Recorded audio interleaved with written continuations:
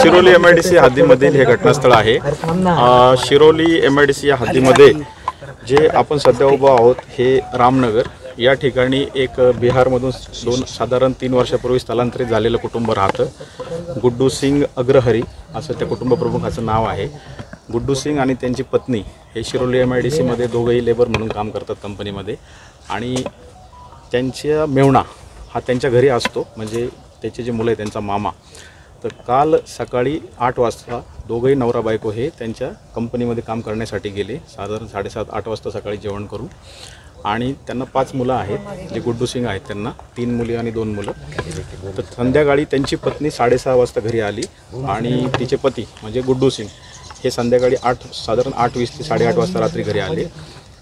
कंपनीत कामाला जाताना मुलीच्या मामाला मुलींकडे लक्ष ठेवण्यासाठी त्यांनी सांगितलेलं होतं आणि त्या मुली काही शाळेमध्ये वगैरे जात नाही, त्यांचे जे अपत्य आहेत 5।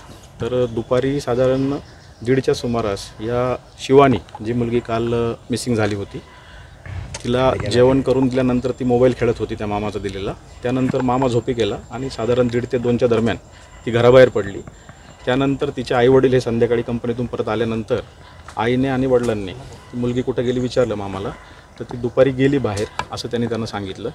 त्यानंतर साधारण 8:30 ते 9:30च्या दरम्यान त्यांनी आसपास परिसरामध्ये शोध घेतला की सदर मुलगी कुठं खेळण्यासाठी गेली असेल नेहमीच्या ठिकाणी, परंतु त्या ठिकाणी देखील ती आढळली नाही। मग ते कुटुंबीय गुड्डू सिंग ज्या ठिकाणी राहतात त्यांच्या शेजारी निर्मला पाटील नावाच्या एक व्यक्ती आहेत, त्यांनी पोलीस स्टेशनचे इंचार्ज शिरोलीचे यांना मोबाईलवर फोन केला। साधारण 9:45च्या दरम्यान 10 वाजता सपोनी जे गिरी आहेत पोलीस स्टेशनचे ते त्या ठिकाणी आले। त्यांनी देखील ही माहिती घेतली दिवसभरातल्या घटनाक्रमाबद्दल आणि त्यांची तक्रार घेण्यासाठी गुड्डू सिंग यांची पोलीस स्टेशनला आपण 137 BNS म्हणजे जुना 363 IPC किडनॅपिंगचा गुन्हा दाखल केला रात्री 23:26 आणि त्यानंतर API गिरी त्यांची टीम आणि त्या मुलीचे वडील आणि तिचे नातेवाईक यांनी देखील या परिसरामध्ये तिचा शोध घेतला पहाटे 4 वाजेपर्यंत, परंतु त्यांना काही मुलीचा शोध लागला नाही। आज सकाळी परत 8 नंतर SDPO करवीर त्याचबरोबर स्थानिक गुन्हे शाखेचं पथक आणि पोलीस स्टेशन असं यांनी परत शोध सुरू केला त्या मुलीचा। त्यानंतर मग डॉग स्क्वॉडची देखील मदत घेण्यात आली।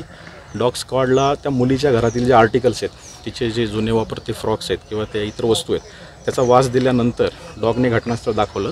त्या ठिकाणी त्या मुलीचा मृतदेह मिळालेला आहे। त्यानंतर मृतदेह मिळाला साधारण 12:15च्या दरम्यान दुपारी। त्यानंतर मग फॉरेन्सिकची टीम बोलून त्या ठिकाणी जे सॅम्पल्स आहेत घटनास्थळावरचे ते कलेक्ट केलेले आहेत। त्यानंतर आता जे वडिलांना तिच्या जी डेड बॉडी ज्या ठिकाणी मिळाली त्या ठिकाणी देखील त्यांना नेण्यात आलेलं होतं आणि त्यांना सर्व परिस्थिती घटनास्थळ दाखवण्यात आलेलं आहे। आणि आता पुढील जे तिचं शवविच्छेदन आहे त्यासाठी त्या मृतदेह आहे तो CPRला आपण शिफ्ट केलेला आहे आणि त्या ठिकाणी SDPO उपस्थित आहेत।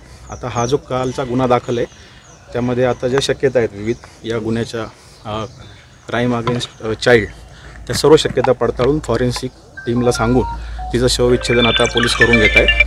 त्याचबरोबर स्थानिक गुन्हे शाखेची टीम देखील संशयित जे आहेत, कारण या ठिकाणी दुपारी 1:45च्या दरम्यान सदर मुलगी एका अनोळखी इसमासोबत चालत येतानाचं एक अंधुकचं फुटेज देखील प्राप्त झालेलं आहे।